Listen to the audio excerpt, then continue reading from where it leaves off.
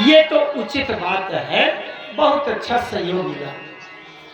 कंस अपनी चचेरी बहन देवकी को इतना चाहता था, इतना प्यार करता था, महत्व देता था कि जब विवाह हुआ वसुदेव जी के साथ, विवाह में सारथी रथ में बैठाकर जाने लगा।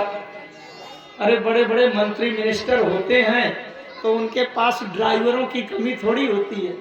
राजा है कंस तो ड्राइवर बहुत है, रथ चलाने वाले सारथी तो बहुत है। एक बात उदाहरण दे रहा हूं, जैसे कोई बहुत बड़े आदमी हैं, उन्होंने कोई उत्सव किया, 1500 आदमी का भोजन निमंत्रण किया, तो जूठे गिलास जूठे पत्तल उठाने वाले वो तो कर्मचारी लगा रखे हैं, लेकिन जिसको विशेष सम्मान देना हो तो वो जब चाय पिए तो उनका जूठा कप जानबूझकर अगर मालिक स्वयं पकड़े तो इसका मतलब उनको सम्मान दे रहे हैं कि आपका जूठा गिलास हम पकड़ लें। कंस के यहाँ बहुत सारथी थे, लेकिन जब विदा करने लगा रथ में वसुदेव देवकी बैठ गए और सारथी बैठ करके रथ चलाने के लिए जैसे बैठा लगाम पकड़ा, कंस ने कहा नहीं उतरो, मैं अपनी बहन को इतने सम्मान से विदा करूंगा कि जिनका स्वयं मैं सारथी बन करके रथ चलाकर जाऊंगा। रथ चलाकर जा रहा था कंस कि बीच में आकाशवाणी हुई। आकाशवाणी ये हुई कि अरे कंस, तुम जिसका रथ चला करके जा रहे हो इसी के गर्भ से जो 8वां पुत्र जन्म लेगा वही तुम्हारा काल होगा। ऊपर से आकाशवाणी हो गई। अच्छा, एक बात यह है विचारणीय, अगर 8वां पुत्र काल होना था तो जब 8वां पुत्र होता तो हो जाता। तमाम लोगों के काल पैदा हो गए हैं, हम सब लोग मरेंगे कि नहीं, और जिस कारण से मरेंगे वही हमारा काल है, तो हमको तो आकाशवाणी नहीं सुनाया। कंस को आकाशवाणी क्यों सुना दिया? जैसे आकाशवाणी कंस ने सुना, कंस ने लगाम छोड़ दिया, नीचे उतर आया, देवकी के केस पकड़ करके घसीट कर और नीचे रथ से खींचकर मार डालने के लिए जैसे तलवार उठाया, वसुदेव जी ने निवेदन किया, भैया इसने आपका क्या बिगाड़ा है? मैं अभी ये बात कह रहा था कि आकाशवाणी क्यों हुई। बहुत ध्यान से समझना, जो लोग एकाग्रता से समझेंगे तभी वो बात समझ पाएंगे। वसुदेव और देवकी ये है भक्त। वसुदेव जैसा भक्त नहीं, देवकी जैसी निष्ठावान भक्ति वाली नहीं। रथ में बैठने वाले यात्री तो बहुत अच्छे हैं, लेकिन दुर्भाग्यवश उसका सारथी कंस है। जबकि साथी किसको होना चाहिए? साथी किसको होना चाहिए? ईश भजन सारथी सुजाना, ईश भजन का सारथी होना चाहिए। अच्छा, आप 45-50 लाख की फॉर्च्यूनर कार ले आओ, मैं बिल्कुल नई कार, बहुत अच्छी, अब बैठने वाला बिल्कुल संत भक्त उसमें बैठ जाए, लेकिन जो कार चला रहा है वो 8 बोतल चढ़ा करके फिर कार चला रहा है। अब बताओ, आप सुरक्षित हैं? कार अच्छी है आपकी और बैठने वाला बहुत अच्छा है, लेकिन कार चलाने वाला 18 बोतल पिए चला रहा है तो जाके केन नदी के पुल से नीचे पटक देगा, झरने से मरोगे। बैठने वाले तो वसुदेव, बैठने वाली देवकी, लेकिन रथ चलाने वाला कंस जैसा दुष्ट। भगवान ने आकाशवाणी करके इसीलिए किया कि मेरे भक्तों का जो रथ चलाने वाला सारथी है वो ईश भजन सारथी सुजाना होना चाहिए। ये कंस का सारथी बनना दुर्भाग्य। सारथी का बड़ा महत्व है। महाभारत का जब युद्ध हुआ था तो सबसे ज्यादा बलवान और युद्ध में वीर पुरुषार्थी था कर्ण, लेकिन भगवान कृष्ण जब अर्जुन का रथ पकड़कर चलाते थे तो कर्ण को यही पश्चाताप होता था और कर्ण यही कहता था कि कृष्ण समान सारथी पाऊं तो कोटि के अर्जुन मार गिराऊं। सारथी का महत्व है। कंस जैसा सारथी होगा उन भक्तों का जीवन संकट में है, इसलिए आकाशवाणी हुई, कंस नीचे उतर आया। अब जैसे देवकी को मारने के लिए उद्यत हुआ, वसुदेव जी ने निवेदन किया कि आपको इसके 8वें पुत्र से आपको संकट है। मैं वचन देता हूं, आज तक मैंने झूठ नहीं बोला, असत्य भाषण नहीं किया, मेरे प्राण भी चले जाएं तो असत्य नहीं बोलूंगा। मैं आपको वचन देता हूं कि इसके जितने भी पुत्र होंगे वो सब मैं आपके हाथों सौंपता जाऊंगा। और पुत्र से आपको भय है, लेकिन इस बेचारी को क्यों मार रहे हैं? कंस ने छोड़ दिया जाकर के, लेकिन जेल में बंदी गृह में हथकड़ी घड़ी डाल करके और प्रतीक्षा करने लगे। प्रथम पुत्र का जब जन्म हुआ, देवकी बड़ा हृदय से बिखरने लगी, दुख करने लगी, क्योंकि माताओं के हृदय से पूछिए, अगर उनके जन्म देने वाले पुत्र को कोई मारने लगे तो कैसा हृदय में लगता है। देवकी रोने लगी। वसुदेव ने कहा, देवी मैं वचन दे आया हूं, मैं असत्य नहीं हो सकता, इसलिए मैं इस पुत्र को जाकर कंस को दे आऊंगा। जैसे कंस के पास गए, छोटा सा बालक, कंस ने देखा, अच्छा बोले, बड़ा अच्छा प्यारा सा बालक है, अरे ये तो अभी पहला है ना, मुझे तो 8वें पुत्र से खतरा है, इसलिए इसको ले जाओ तुम। जैसे दे दिया, नारद जी वहां पहुंच गए। नारद जी ने कुछ बातें की और कंस के मन मस्तिष्क में बात डाल दिया। यहाँ पर कथा प्रचलित है बहुत कि कमल का पुष्प लेकर के नारद जी ने पंखुड़ी गिनाया। ये कथा है, लेकिन भागवत में लिखी नहीं है ये बात। नारद जी ने कोई ऐसी बात कही, कंस दुष्ट है, उसके अंदर प्रेरणा हुई, उसने उस पुत्र को लेकर के पछाड़ दिया और वो मर गया। इस प्रकार से 6 पुत्र नष्ट हो गए। 7वां पुत्र जब गर्भ में आया और उसके जन्म का समय हुआ तो भगवान ने कर्षण करके उस पुत्र को रोहिणी के गर्भ में डाल दिया और रोहिणी से जिस पुत्र का बालक का जन्म हुआ वो है बलराम जी। और ये कह दिया कि वो तो गर्भपात हो गया, कोई बात नहीं।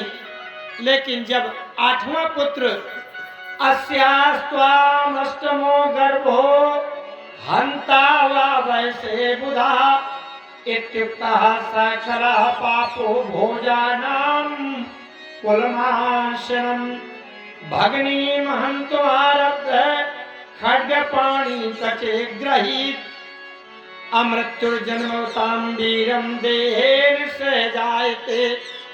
इस प्रकार से बहन को तो छोड़ दिया, लेकिन उससे जन्म लेने वाले 6 पुत्रों को मार डाला। 7वां गर्भपात कह दिया गया, हुआ नहीं, कर्षण हो गया, रोहिणी के गर्भ में चला गया। लेकिन जब 8वां पुत्र गर्भ में आया तब से एकदम से वहां दिव्य अनुभूति होने लगी, प्रसन्नता हो गई, सारा वातावरण, सारे बाग बगीचे प्रसन्न हो गए, जमुना जी का जल प्रसन्नता से निर्मल हो गया, सब एकदम से चारों तरफ से प्रसन्नता की अनुभूति होने लगी, देवता स्तुति करने लगे। उस समय, अब वो समय आ गया। समय क्या? भादों का महीना, कृष्ण पक्ष, अष्टमी तिथि, अर्धरात्रि का समय। सत्यव्रतम सत्य परम त्रिसत्यम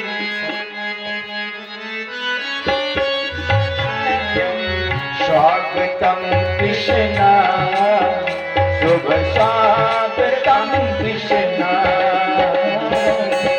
स्वागतम कृष्णा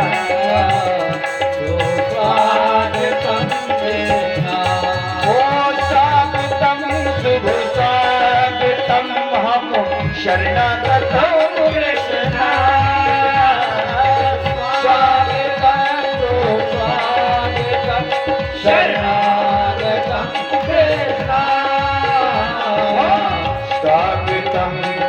कृष्ण शुभ स्वागतम कृष्ण स्वागतम कृष्ण स्वागतम कृष्ण।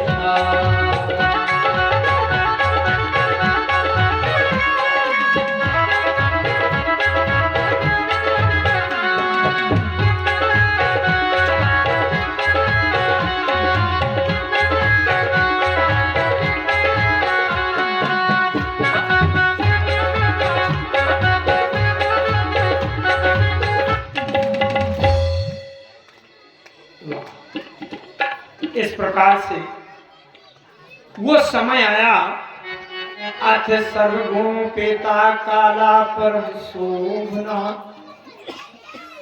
यहोर्वाजनम् आश्चर्यं शान्तर्षग्रहकारकम् निशीथे तम उद्भूते जायमाने जनार्दने। जनार्दन के उद्भव माने प्रकट होने का जो समय आया, निशीथ काल माने रात्रि काल का समय, देवक्याम देवरूपिण्याम विष्णु सर्वगुहाससम् आविरासीत यदा प्राच्याम दिशानुदूरीम पुष्कला। भादों के महीने की कृष्ण पक्ष अष्टमी तिथि रोहिणी नक्षत्र बुधवार का दिन। अभी कोई ज्यादा हल्ला न करे, कहीं कंस को पता न चल जाए तो आके धावा बोल दे, इसलिए भी शांत रहना। जब कन्हैया जी गोकुल पहुंच जाए तब हल्ला करेंगे, अभी कोई नहीं करेगा। नहीं, कंस को पता चल जाएगा कि हो गया तो आ जाएगा तुरंत, छाड़ देगा। इसलिए उस बार देवकी वसुदेव के हथकड़ी बेड़ी पड़ी थी। जो लोग थोड़ा गहरी बात समझना चाहते हो, क्योंकि कथा हमेशा तो होती नहीं है, बातें कब सुनोगे। हाँ, राम का प्रकट्य हुआ त्रेता में। त्रेता में जब हुआ तो दिन में हुई है, सूर्य की उपस्थिति में हुई है, क्योंकि सूर्य वंश में राम की उत्पत्ति हुई। और दिन कर्म का प्रतीक है, कर्म का संदेश देता है। दिन में सब लोग कर्म करते हैं। और द्वापर भक्ति का युग है, त्रेता कर्म का युग है, द्वापर भक्ति का युग है। भक्ति के युग में पुरुषार्थ का महत्व नहीं है, भक्ति के युग में समर्पण का महत्व है। दिन कर्म का पुरुषार्थ का समय है और रात्रि समर्पण है। हम सबको छोड़कर गहरी नींद में सो जाते हैं, समर्पण कर देते हैं भगवान भरोसे। इसलिए समर्पण कब होता है?